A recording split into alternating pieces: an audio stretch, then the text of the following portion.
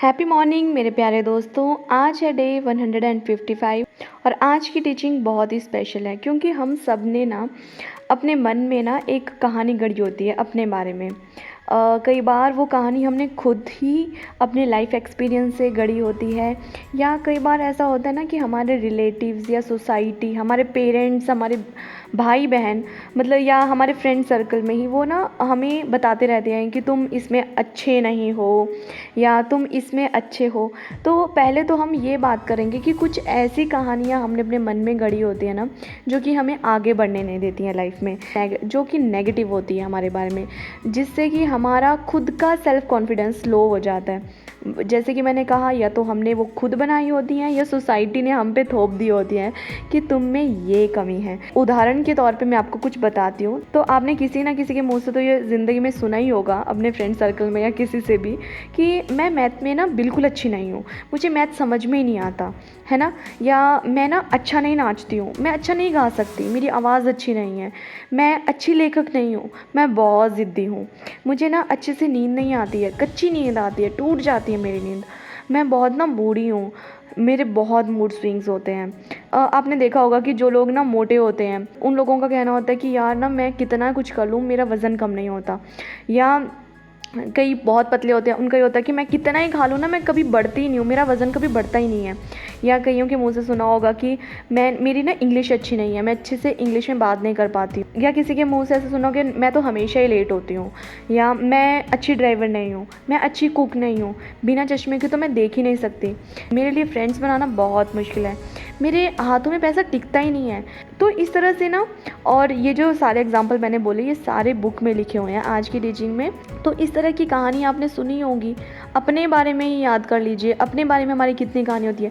मैं तो काली हूँ, मैं तो छोटी हूँ, मैं तो मोटी हूँ, मेरे दांत अच्छे नहीं हैं, मेरे बाल अच्छे नहीं हैं, मेरी हैंड राइटिंग अच्छी नहीं है, मैं अच्छे से हिंदी नहीं बोल पाती हूँ, मैं अच्छे से इंग्लिश नहीं बोल पाती हूँ, या मुझे ना अकेले ट्रैवल करने में डर लगता है, या मुझे ना पानी से डर लगता है, मुझे अंधेरे से डर लगता है, या मेरे पेरेंट्स ना मेरी बात नहीं सुनते हैं। ऐसे बहुत सारी कहानियाँ होती हैं, है ना।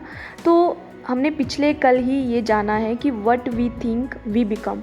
तो आप खुद सोचिए, अगर आप अपने बारे में, चाहे ये सब चीज़ें आपको बाहर वालों ने आपके मन में बिठा दी हैं कि तुम ऐसी हो, और या हमने खुद ही अपने मन में ये बिठा लिया कि मैं ऐसी हूँ, तो अगर आप ये बिठाए रखोगे, यही सोचते रहोगे, तो आपको पता है कि आप वैसे बन ही चुके हो और आगे तो फिर नेक्स्ट लेवल के बनने वाले हो, ठीक है। और फिर आपके ये जो सेल्फ कॉन्फिडेंस की जो धज्जियाँ उड़ेंगी, वो तो फिर आप अंदाज़ा ही लगा लीजिए किस हद तक होगी।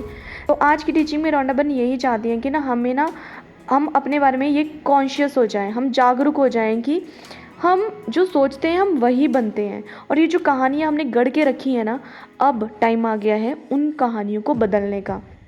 तो आपने देखा होगा कि हम बहुत सारी अफर्मेशंस यूज़ करते हैं। तो हम अफर्मेशंस क्यों यूज़ करते हैं? क्योंकि हमें अपने माइंड की रीप्रोग्रामिंग करनी होती है ना। और वो बहुत ज़रूरी होती है। अगर हम रीप्रोग्रामिंग नहीं करेंगे, अपने माइंड को रिवायर नहीं करेंगे, तो हम फिर से वही जाल जो हमने बुना हुआ है उसी में ही उलझे रहेंगे। तो बहुत ज़रूरी है, और इसमें अफर्मेशन बहुत काम करती है। तो आज की टीचिंग में तो सिर्फ हमें इतना ही बोला गया है कि आपने जो अपनी कहानियाँ गढ़ के रखी है ना, पहले उन कहानियों को टटोलिए कि क्या कहानियाँ गढ़ के रखी हैं।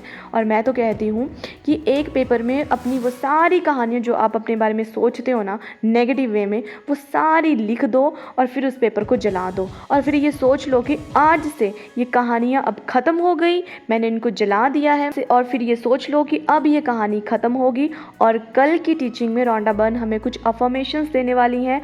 आप उन अफर्मेशंस को फिर रोज़ अपनी लाइफ में यूज़ किया करना, ठीक है।